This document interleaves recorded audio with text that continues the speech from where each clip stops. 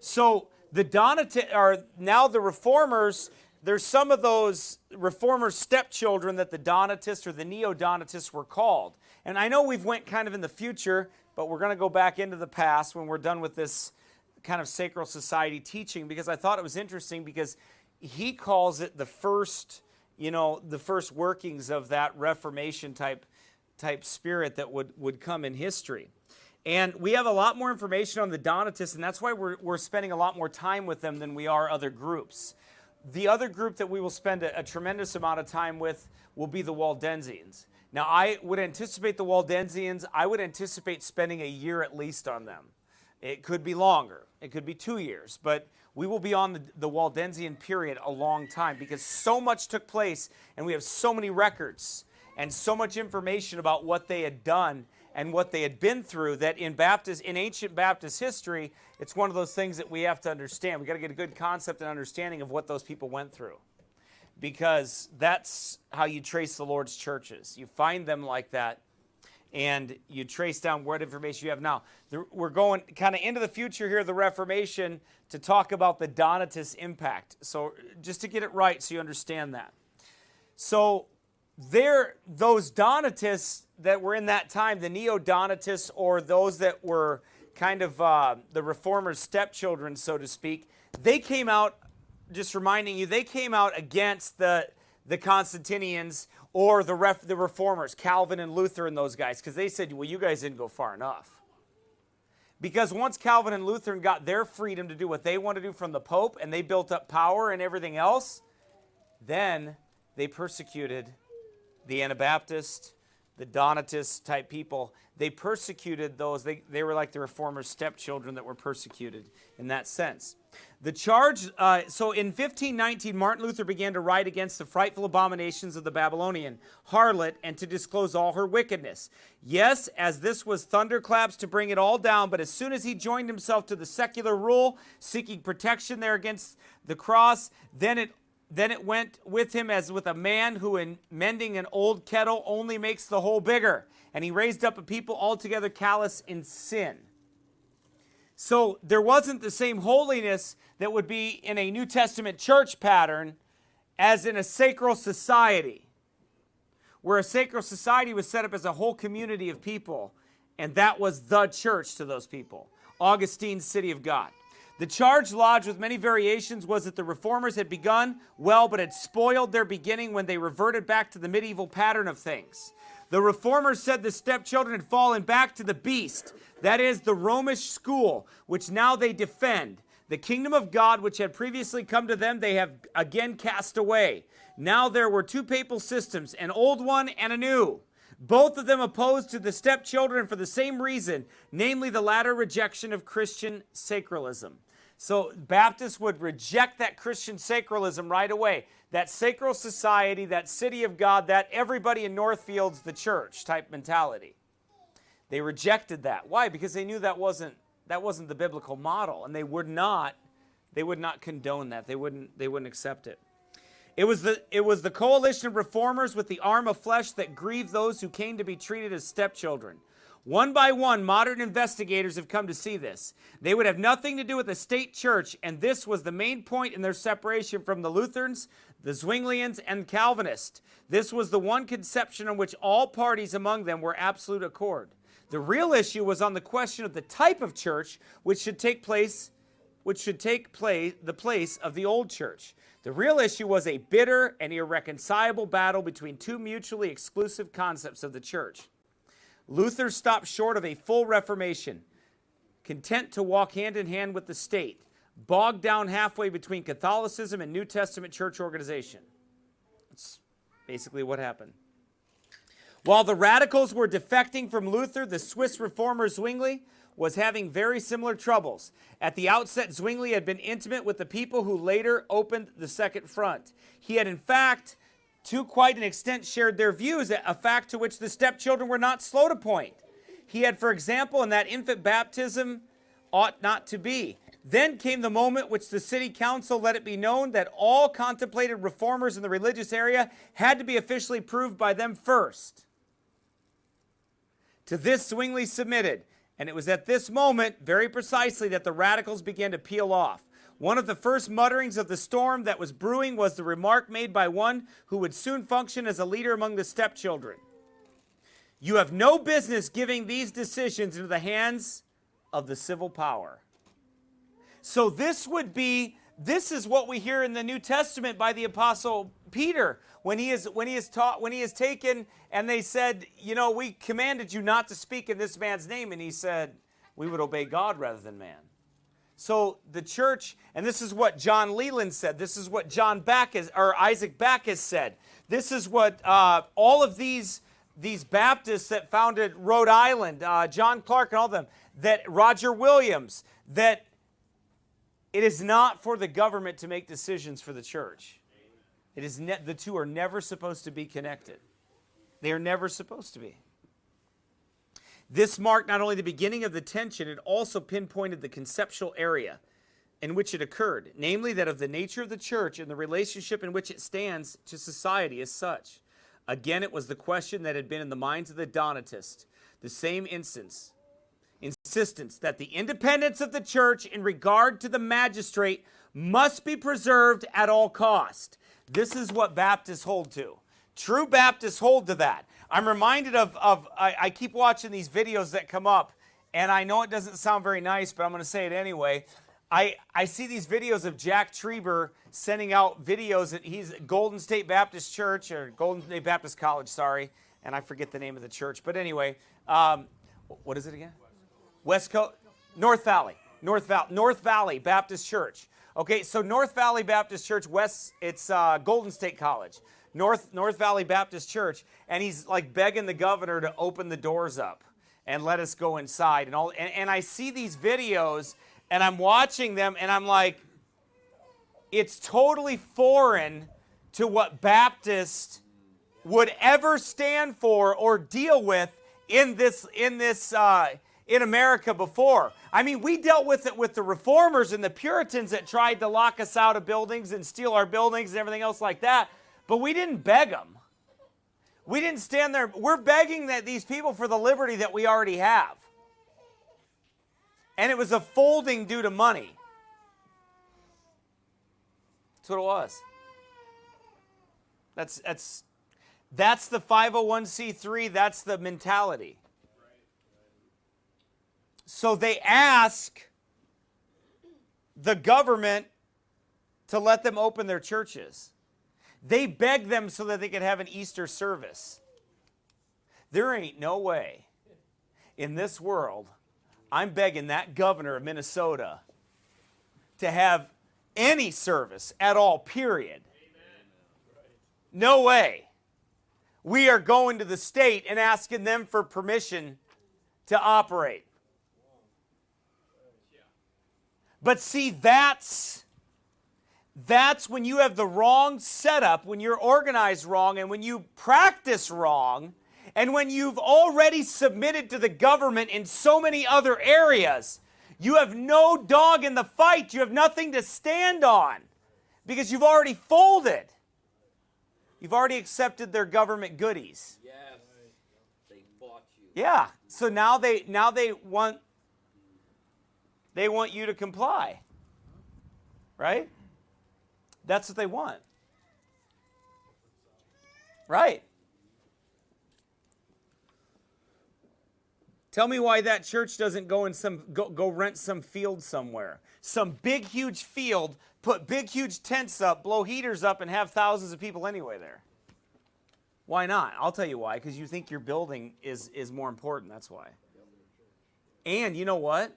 Most of those people wouldn't do it. They wouldn't go. Most of them wouldn't show up. That's why. That's just the way it is. Well, they've been conditioned, and they've been conditioned to follow it. You know? Right, exactly. We don't contend for a building. We'll go meet somewhere else. Amen. If you want this, you can have it. Take it. I don't care. Take it. All it is brick and mortar. You can have it. You can't meet there. Okay, bye. See ya.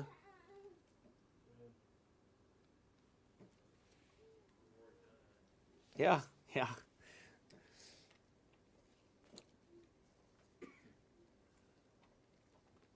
That of the nature of the church and the relationship in which it stands in society as such.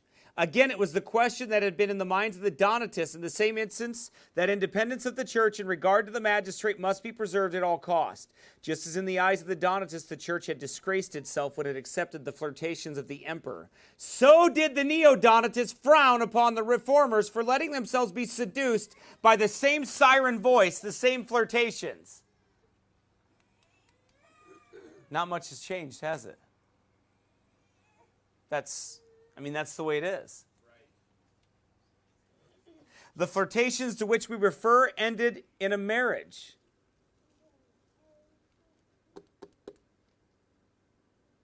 Think about that. What do you mean a marriage? Well, when a church is the bride of Christ, right? It has one head over it. Who's that head? Christ. So who is she married to? Who is she espoused to? I've espoused you to one husband. Christ. Right? So then it would be like if your wife started confiding in another man, started asking that other man to do things for her,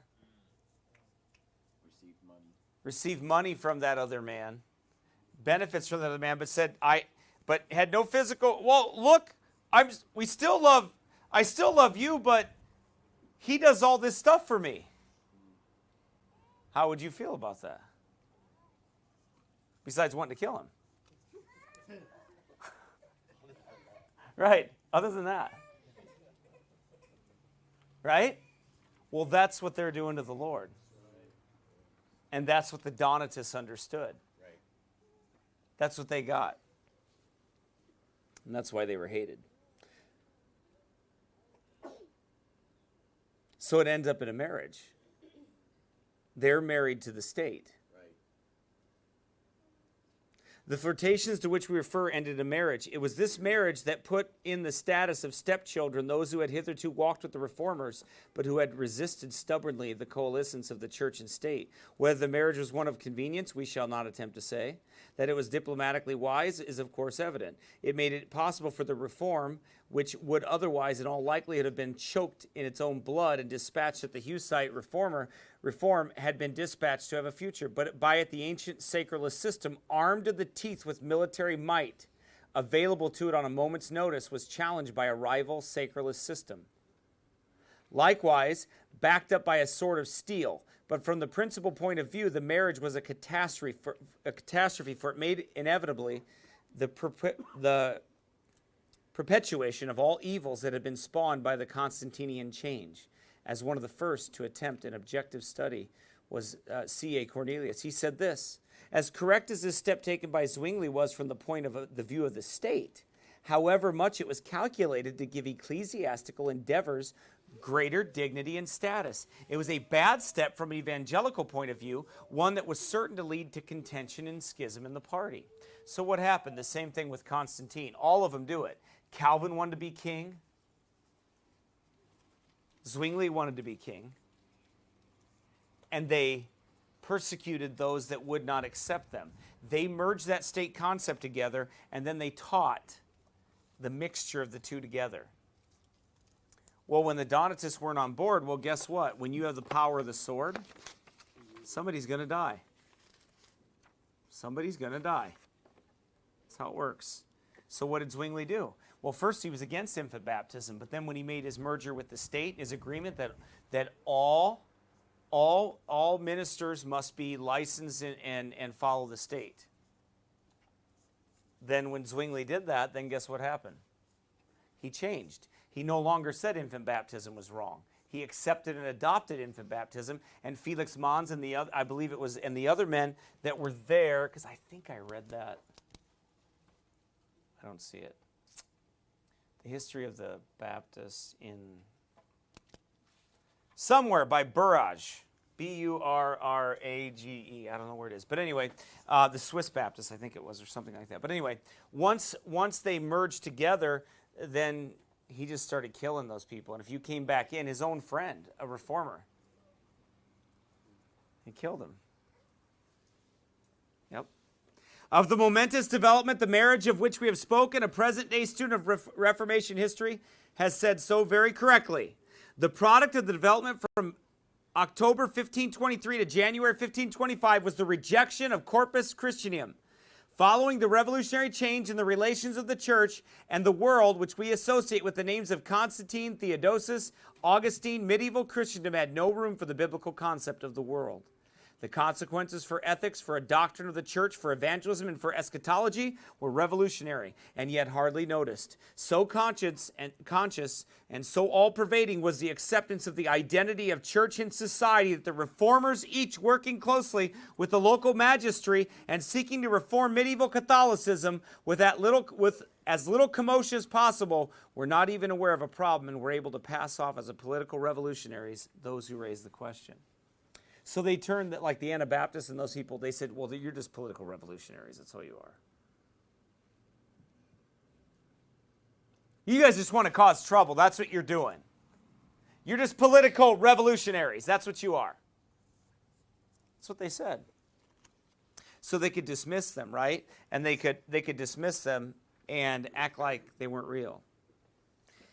In the eyes of the Donatists, whether early Donatists or late, the church had fallen in the days of Constantine with a fall as calamitous and as fraught with evil consequences as the fall in Eden.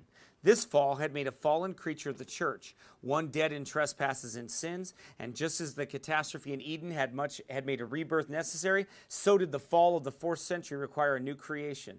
So said the heretics. That would be you. They felt called, therefore, to reconstitute the church, to start all over. The medieval heretics may therefore be called restitutionists, and their views restitutionism. Because the stepchildren fell heir to this assessment of the Constantinian change, they may likewise be called restitutionists. We shall do so, and so fulfill a promise made in the introduction of this volume. They were doubly entitled to this term, for as they saw things, they were confronted with a twice fallen church, once in the days of Constantine, and now again in the days of the reformers. See, everybody lifts these reformers up like they were great people. They were not. Did God use them and did some great things happen? Sure. But they persecuted Baptist people. And they persecuted people that held to this book and that did not want the state ruling over the church. See, the only thing that Luther and Zwingli and all those and Calvin and those reformers wanted was to reform Rome. They liked the system. They wanted to change the doctrine. Right. They wanted to be their own pope. Because when they deemed it necessary to burn heretics, that's exactly what Calvin did. That's exactly what he did. At the outset, it must be confessed and granted that the first church of Christ and the apostles has in foregoing times been destroyed and laid waste by Antichrist, so that we do not need to waste many words or call in many witnesses, seeing that we to a man do know, as do all who call themselves evangelicals, that the entire papacy has become a Sodom.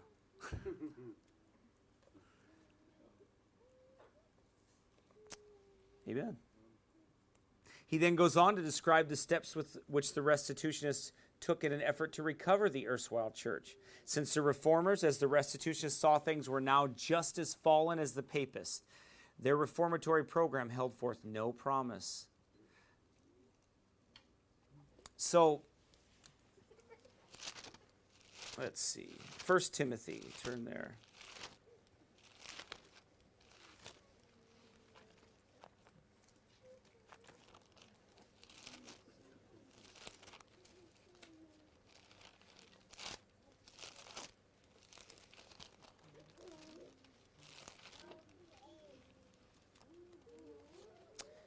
Verse number 4, or chapter 4. Remember we memorized these? Didn't we? Now the Spirit speaketh expressly. We memorized those, didn't we?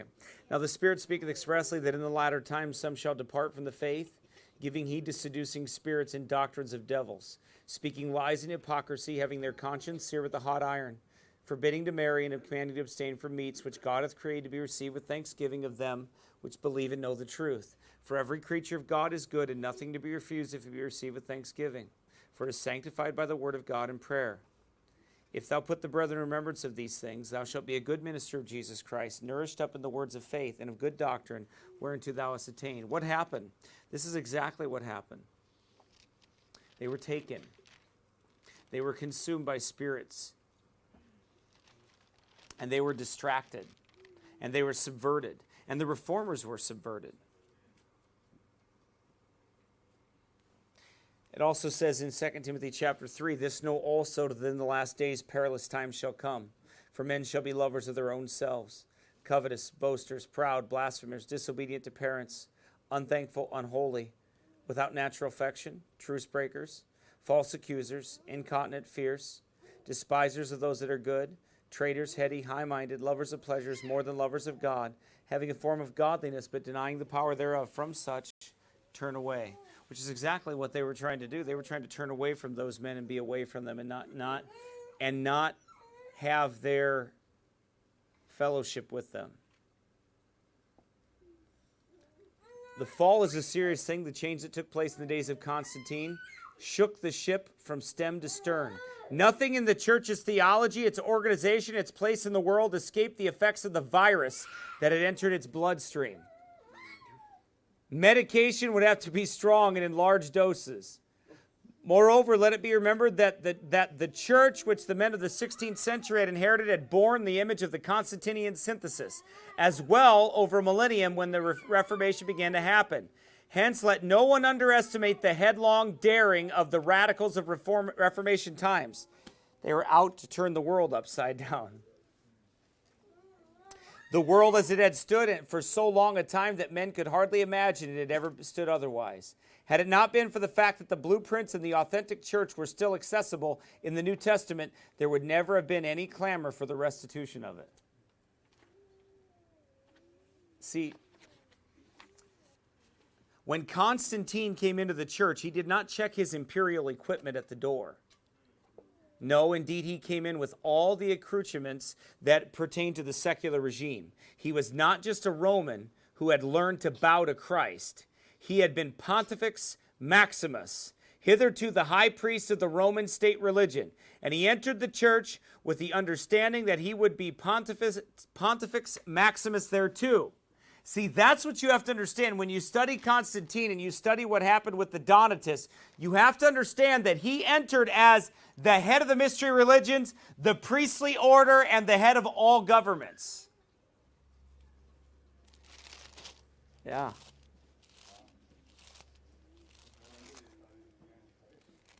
That's why they always called him the Antichrist. The Waldenses, everybody called him the Antichrist. Yep. Let's see. Here we go. All right, I want you to turn to Revelation chapter 17 for your verses.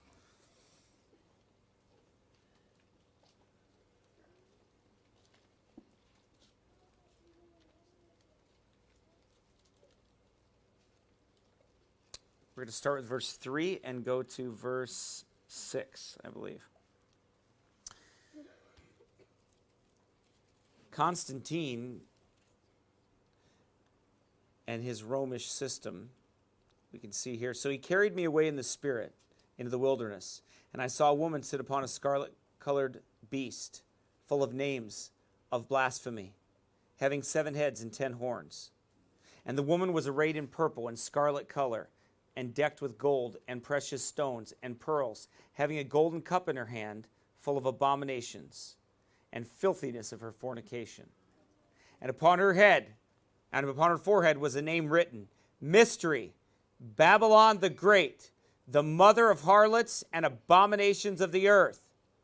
And I saw the woman drunken with the blood of the saints and with the blood of the martyrs of Jesus. And when I saw her, I wondered with great admiration. We'll do those verses there.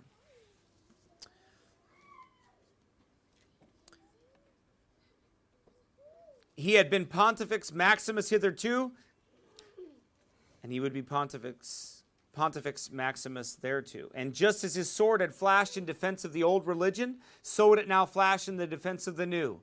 This put a new and novel weapon in the hand of the bride of Christ, the sword of steel. Now her battles could be fought in the fashion to which the Roman legions were accustomed. The implication was that he had come meek and lowly and riding upon a colt the foal of an ass, would now come on a prancing war horse.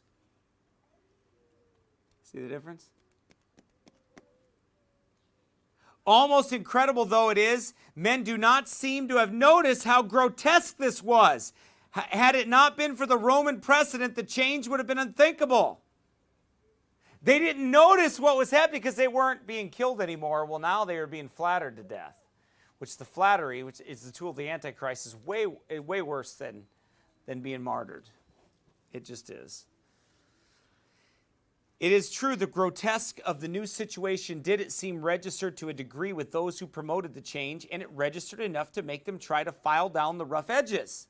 They invented the ridiculous fiction that the church did not really sacrifice her dignity when the emperor's sword flashed in her behalf, for it was the magistrate's man that actually drew the blood, even though it was on her behest.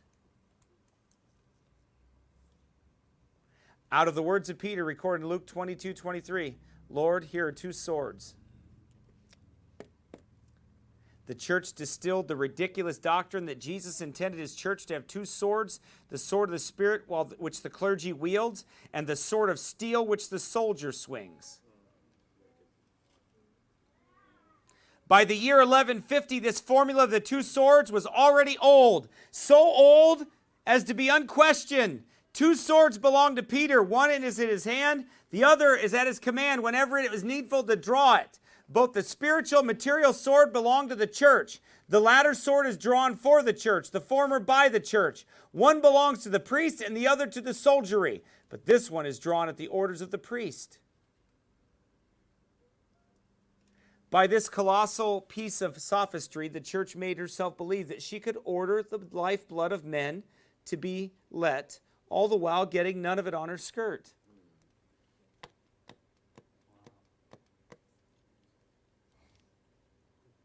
This monstrous doctrine was put forth in dead earnest all through the medieval times. It is set forth in the bull Unum Sanctum issued by Boniface in 1302. It remains the unrepudiated doctrine of the Catholic Church to this day. As that chief heretic Thomas Aquinas has it, the state through which earthly objectives are reached must be subordinated to the church. Church and state are two swords which God has given to Christendom for protection. Both these swords, however, are by him given to the Pope, and the temporal sword is then by the Pope entrusted to the rulers of the state. So, let's think about this for a second, shall we? Let's think about when we dropped some democracy on Iraq. What did we do that for? Well, Iraq is also called Babylon. Guess where Nimrod was? The gateway to the gods. Yeah. Remember Brother Bush? Right? Remember him? Stay the course, Bush. WMDs. Remember at the Alfred B. Martin dinner? He laughed about, which is a Jesuit dinner, by the way, where both sides come together, sit at a table. You can't make it up, man. You just can't make it up. And people still fall for the right-left paradigm, and it's right in front of their face. They all sit at a dinner, and they mock you. That dinner is not for them to get along with each other. It's to mock you and be like, see this charade we're playing? And you're all a bunch of dummies because you fall for it. And give us millions of dollars, dummies. Keep giving us billions of dollars, you dum-dums. And we just laugh at your stupidity. While we laugh all the way to the bank because we're all on the same side. High five. Go look on it. I dare you. You'll quit voting for these idiots when you do it. You'll just be like, yeah, whatever. These guys are all on the same team. I mean, they sit in a dinner together, and they're mocking, what about them WMDs I didn't find? And they all laugh. Wait a minute. Like, you literally killed all those people over there. Right. And you're laughing about it. You sent armies over there, and you killed those people. And you killed our kids in the process. Yeah, come on. And sent them to Afghanistan to guard your stupid poppy seeds so the Pope can have his drug money. Is that too real for you? Well, prove me wrong. I dare you. Yeah, come on. Let's hear it. Because that's what they're doing. And so who is the sword of the government that does it? Well, it's the U.S. Army. We do it. We're the sword of Babylon. We send it over there. I mean, we went over to, what are you doing in Afghanistan? Guarding poppy seed. Like, what are you doing over there doing that? Like, what would you do that for? And why would you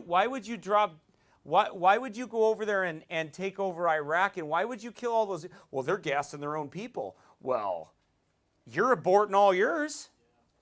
What moral authority do you have? You don't even let them come out of the womb, you stinking devils. How about that? Is that too straight? Too straightforward? Or is it just absolutely too stinking real for people to take? Because I think it is. I think it's that duh thing that hits you in the middle of your head. Like, duh, how did I fall for something so stupid anyway? That all these people, all they want to do is just, they're starting wars, they're doing all this, and what for? And then they admit, well, there wasn't really any WMDs. Oh. And we just wanted to drop some democracy on them. And then you have Christians over there go, make them all glass, turn them all into glass. Get the moose lamb, kill them. Who Jesus knew. Right. That's a good t-shirt. What's that? And, but then to forced amalgamation here into your culture. And that's why Faribault looks like little Somalia. Right? It's forced amalgamation. That's what it is. Wait a minute. So, do you feel like you got tricked? Well, yeah, you did. You got trumped. That's right. But you did. You did, because that's what they did. Wait a minute. I thought these were all like people that were. I mean, it was all. You mean like it would almost seem like that was planned. Like, I don't know. And I'm not the smartest guy, and I'm not the sharpest knife in the drawer. But I did learn when I was a kid. You remember Connect the Dots? I know you do. Dave, you got the same intelligence level as me, so you played Connect the Dots. Yes, I know. I did, and I was good. Okay, so you remember Connect the Dots, right? You know how that works. I know. I learned how to connect the dots when I was a kid. And see, that's pretty. Books had them pre-done. That's right. That was for me. But those were mine. That you can see the outline to help me. But I could connect those dots, and I could see real quick. We got scammed, man. And that's the same thing. And people just don't get it. But there is a religious spirit behind it. By the way, that same president is the same one that his attorney general did invade IBT and did kick them out of their building. Brother Bush. The truth really hurts, doesn't it? It's very inconvenient, isn't it? Isn't that a book? Yes. The Constantinian change made short work of Jesus' words. My kingdom is not of this world. Else would my servants fight that I should not be delivered. It put Peter in the right for drawing the sword to promote the cause of it, and it put Jesus in the wrong for rebuking Peter for it. If their interpretation is true, right, then Jesus was wrong to rebuke Peter because Peter was right to take out the sword and chop that dude's ear off. And let's get this kingdom kicked off right. Because you got to understand, like the apostles, they were just like, let's go. Let's get out of here. Let's go. It's wartime. They were ready. Let's get the kingdom. To Rome we go. Right? They're ready to go. And Jesus is like, First of all, I don't need your little sword. Right. Because I can speak and they'll all die. Amen. And I'm going to one day speak and they're all going to fall apart. Right. They're all going to burn up. By the power Right. of his word. I just knocked them down when I spoke then, right? I am he. But when Jesus comes back again, he says, no, when I come back with great power and glory, yeah, you're going to be with me on horses, but you ain't doing no fighting. It'll already be done. Yep. Amen. Right? But that's not the way they see it.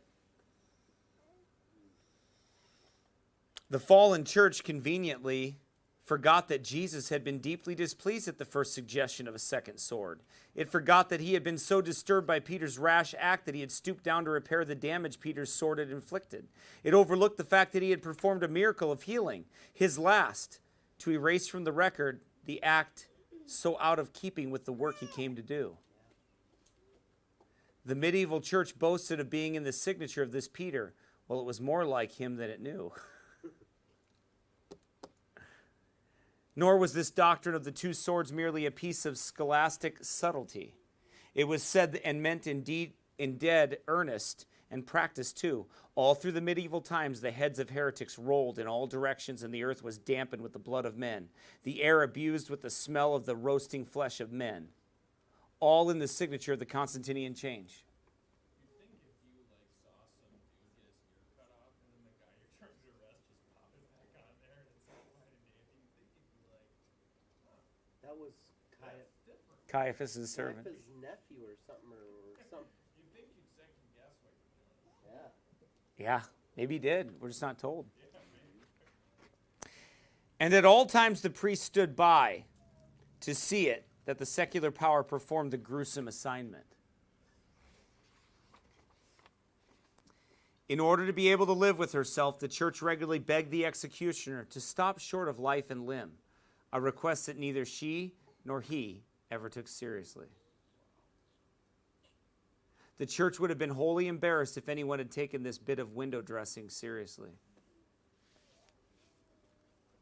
To the credit of the heretics, it may be said that they never fell for this pious double talk, never let the church proclaim with impunity the idea that because she did not actually draw the blood, she was not guilty of murder. The Waldensians said caustically, the priests actuate the secular arm and then think to be free from murder, and they wish to be known as benefactors. Yes, just as did Ananias and Caiaphas and the rest of the Pharisees in the time of Christ, so does innocent do in our times. They refrained from going into the house of Pilate lest they be defiled, and in the meantime delivered Jesus up to the secular arm. Make sense? In other words, basically, here's what they did. Well, in that room over there is death, and I'm not going to go in that room, but I'm going to push you through the door. And that's what they did. That's what the Pharisees did. They said, it's not lawful for us to kill a man, but we'll hand him over to you and you can kill him. Do their dirty work for him. And that's what the priests did.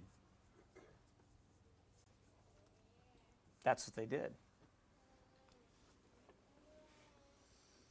And they still do. They still do it. And they're still the Pharisees. And they still have the robes with the phylacteries. The horrible idea that the Church of Christ may move the wrist of the hand that holds the sword was, of course, carefully stated in the jurisprudence of the Middle Ages.